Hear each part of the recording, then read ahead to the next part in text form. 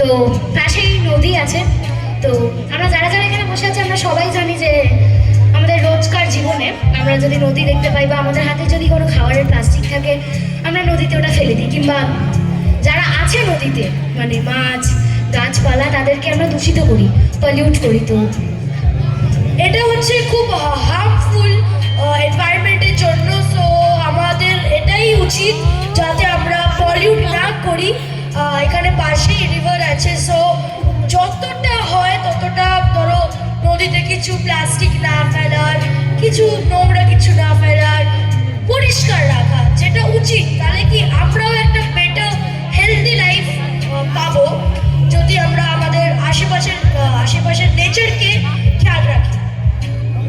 এবং তার সাথে রোজকার জীবনে আমরা হয়তো যদি নদীর পাশ দিয়ে যে জল নাই ক্যারি করতে পারি, তো যদি জল তেষ্টা পাই নদী একটা অপশন, কিন্তু দূষিত থাকলে তো ওটা আর পসিবল হবে না।